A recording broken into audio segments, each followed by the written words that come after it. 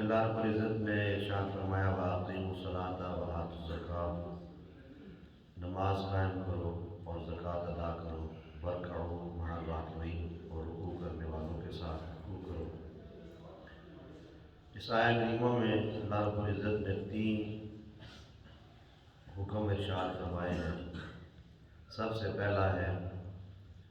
نماز قائم کرنا۔ نماز ایک ایسی عبادت ہے کہ جس کی ادائیگی پر اللہ رب العزت اپنی رضا کا سرٹیفکیٹ عطا فرماتا ہے۔ اللہ رب العزت کو یہ عبادت بہت پسند ہے، اور نماز پڑھنے والے کو اللہ رب العزت بڑا پسند فرماتا ہے۔ نبی کریم صلی اللہ علیہ وآلہ وسلم کی حدیث مبارکہ ہے، بخاری شریف کے اندر یہ حدیث بڑی تفصیل کے ساتھ موجود ہے۔ نبی کریم صلی اللہ علیہ وآلہ وسلم نے ارشاد فرمایا کہ جب کوئی بندہ مومن نماز پڑھنے کے لیے مسجد میں جاتا ہے تو اللہ رب العزت اس کو ہر قدم پر ثواب عطا فرماتا ہے، اور جب مسجد میں چلا جاتا ہے باوضو ہو کے نماز کے انتظار میں بیٹھتا ہے، اور جتنی دیر نماز کے انتظار میں بیٹھا رہتا ہے اللہ کے فرشتے اس کے لیے دعا کرتے رہتے ہیں۔ دعا کون سی ہے؟ اللہم اغفرہ وارحمہ، کہ میرے پروردگار مولا، جو بندہ تیری نماز ادا کرنے کے لیے مسجد میں نماز کے انتظار میں بیٹھا ہے اس کو بخش دے اور اس پر رحم فرما۔ اور یہ بڑی پیاری دعا ہے، اور دعا مانگنے والی وہ مخلوق ہے اللہ رب العزت کی کہ جو گناہوں سے پاک ہے، اور اس کے لیے دعا مانگ رہی ہے کہ جو نماز پڑھنے کے لیے آیا مسجد میں بیٹھا ہے۔ اور آگے نبی کریم صلی اللہ علیہ وسلم نے ارشاد فرمایا کہ فرشتے جن کی دن کے وقت ڈیوٹی ہوتی ہے وہ فجر کے ٹائم آتے ہیں، اور جن کی رات کے وقت ہوتی ہے وہ عصر کے ٹائم آتے ہیں، اور جب وہ واپس جاتے ہیں تو اللہ رب العزت پوچھتا ہے فرشتوں سے، حالانکہ وہ عالم الغیب والشہادہ ہے، اللہ بکل شیء علیم کا کی شان رکھنے والا رب ہے، ہر ایک کی خبر رکھنے والا رب پوچھتا ہے فرشتوں سے، کیا فرشتوں بتاؤ تم نے میرے بندوں کو کیسا پایا؟ تو فرشتے عرض کرتے ہیں کہ مولا ہم جب گئے تھے تو وہ نماز پڑھ رہے تھے، جب ہم واپس آئے ہیں وہ تو نماز پڑھ رہے تھے۔ اب یہ جو شہادت ہے اللہ کے فرشتے اللہ کی بارگاہ میں دے رہے ہیں، یہاں پہ ایک حکمت بیان کی ہے جو ہے شارحین حدیث نے بڑی پیاری، کہ اب پوچھنے والا اللہ رب العزت ہے، بتانے والے فرشتے ہیں، حالانکہ رب جانتا ہے پھر بھی پوچھ رہا ہے۔ اس کی وجہ کیا ہے کہ فرشتوں سے اللہ تعالیٰ کیوں پوچھ رہا ہے کہ تم نے میرے بندوں کو کیسا پایا؟ تو وہ ایک بات سامنے ہوتی ہے، کون سی؟ کہ جب اللہ رب العزت نے فرمایا نا کہ انی جاعل فی الارض خلیفہ، کہ میں زمین میں اپنا خلیفہ بنانا چاہتا ہوں، تو انہوں نے کہا تھا کہ ایسوں کو فرشتہ بنا رہا ہے، خلیفہ بنا رہا ہے کہ جو زمین میں خون ریزیاں کرے گا، جو فساد کرے گا، تو ایسوں کو اپنا خلیفہ بنا رہا ہے۔ تو اللہ تعالیٰ فرشتوں کو بتانا چاہتا ہے کہ تمہاری نظر زمین کے فسادیوں پر تھی اور میری نظر مسجد کے نمازیوں پر تھی۔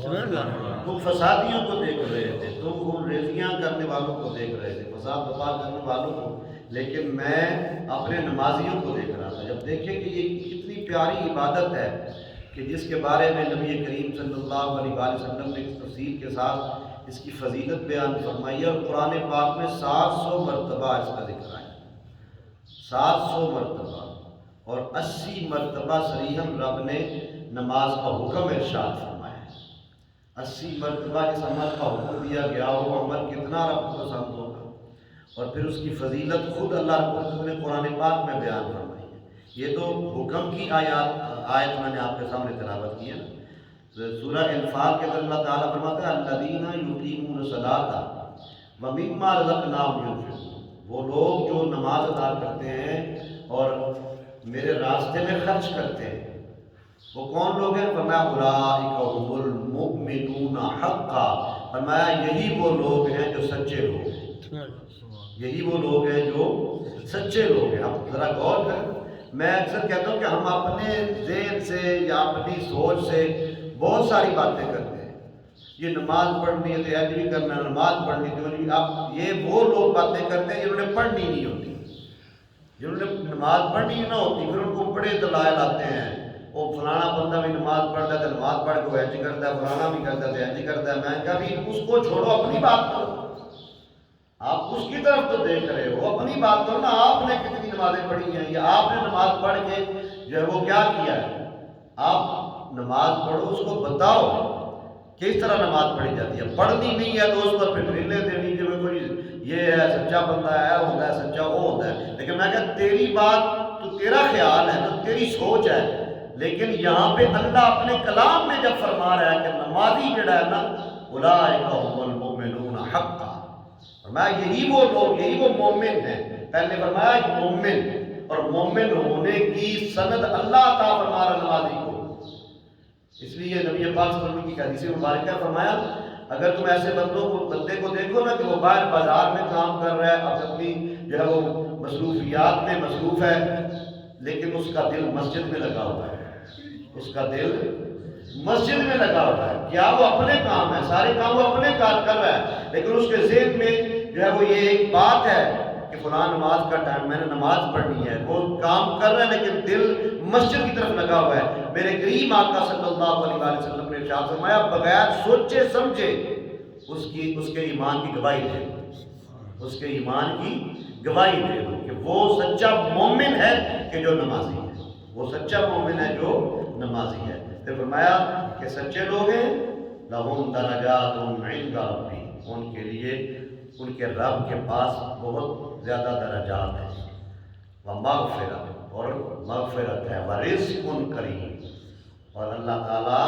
نمازی کو عزت والا رزق عطا فرماتا ہے۔ اللہ تعالیٰ نمازی کو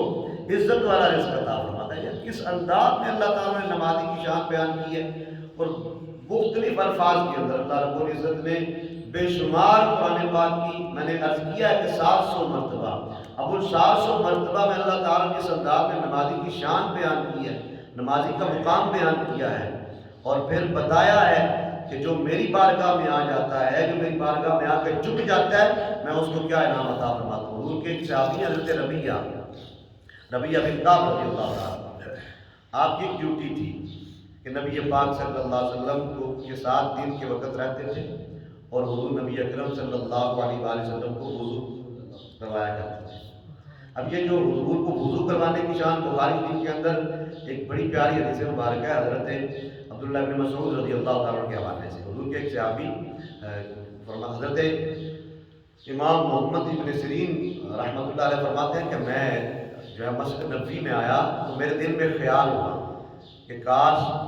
اللہ رب العزت مجھے اپنے کسی مقبول بندے کے ساتھ ملا دے۔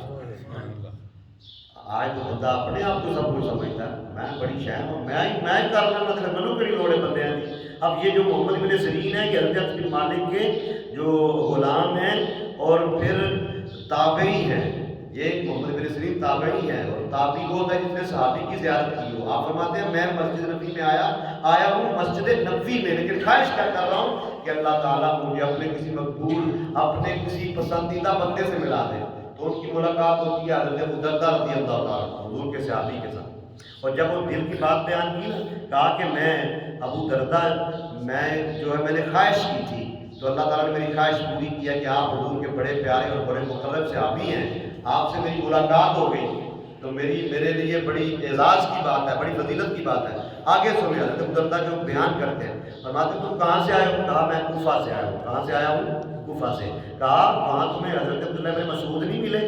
یہ وہ حضرت عبداللہ بن مسعود ہیں کہ جو نبی پاک صلی اللہ علیہ وسلم کی نالین اٹھایا کرتے تھے۔ نالین جانتے ہیں آج کسی نے یہاں پہ نالین لگائی ہو تو یہاں پہ بندوں کو اتنی تکلیف ہوتی ہے، بندہ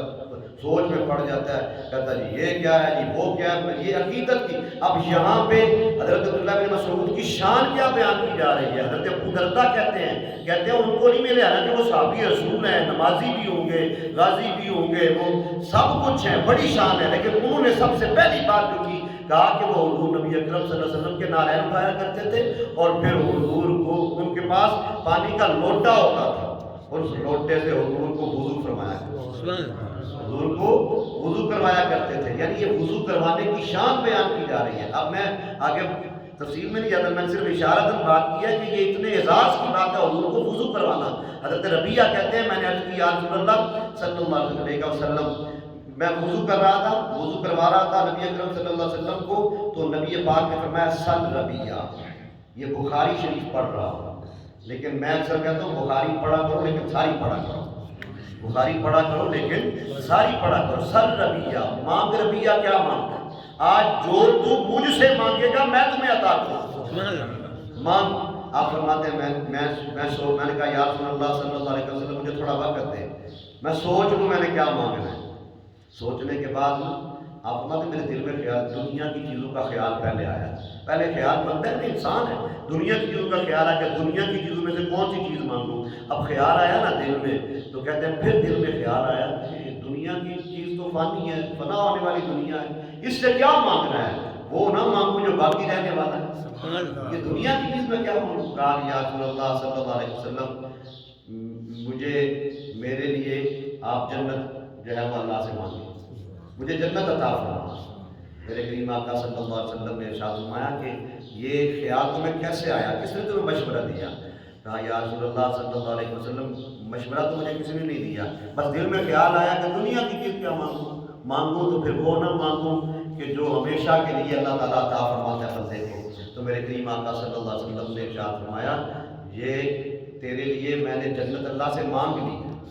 لیکن تو کثرت کے ساتھ سجدے کر کے میری مدد کر، کثرت کے ساتھ، جو یہ میرے موضوع کے ساتھ ہے اس کی میں نے اس کو تفصیل کے ساتھ بیان کی ہے، کثرت کے ساتھ سجدے کر کے میری مدد کر، کیونکہ جو سجدہ ہے نا اللہ کو بڑا پسند ہے، اللہ کو سجدہ بڑا پسند ہے۔ عقیدت، محبت، تعظیم جو ہے وہ سب کچھ ایمان کا حصہ ہے، لیکن جہاں پہ عقیدت ہے، جہاں پہ محبت ہے، جہاں پہ تعظیم ہے، اس کے ساتھ ساتھ اللہ کی بارگاہ میں سجدہ بھی ہے، اللہ کی بارگاہ میں سجدہ بھی ہے، اور سجدہ اللہ تعالیٰ کو بڑا پسند ہے۔ بڑا گناہ گار بندہ آ جائے نا تو میرے کریم آقا صلی اللہ علیہ وسلم کی حدیث مبارکہ کا مفہوم ہے وہ کیونکہ اس کے سر پہ گناہوں کا جتنا بڑا بوجھ ہو نا، جب وہ اللہ کی بارگاہ میں آگے کھڑا ہو جاتا ہے، سجدے میں سر رکھتا ہے، ادھر اس کا سر سجدے میں جاتا ہے، اللہ تعالیٰ اس کے سارے گناہ معاف کرتا ہے۔ نماز کی اہمیت کو ہمیں سمجھنا چاہیے۔ اس طرح ہم رمضان مبارک میں نماز ادا کرتے ہیں، اس طرح اللہ رب العزت ہمیں باقی 11 مہینوں میں بھی نماز کا شوق عطا، اور اس کی اہمیت کو سمجھے، یہ فرض ہے، اور سب سے پہلے ان اولا یحاسب بہ العبد یوم القیامت الصلاۃ، میرے کریم آقا صلی اللہ علیہ وسلم نے ارشاد فرمایا قیامت کے دن سب سے پہلے جس چیز کا سوال ہوگا وہ نماز کا سوال ہوگا، تو جس کا سب سے پہلے سوال ہونا ہے اس کی تیاری کوئی نہیں ہے، باقی کاموں کی طرف ہماری دوڑ ہے، یہ بھی کر لیں، وہ بھی کر لیں، یہ بھی جناب اللہ، یہ بھی کرنے سے اللہ راضی ہوتا ہے، یہ بھی کرنے سے اللہ راضی ہوتا ہے۔ میں نے کہا آپ صحیح کہہ رہے ہیں، جو بھی آپ نیک عمل بتا رہے ہیں اس میں شک کوئی نہیں ہے، یہ بھی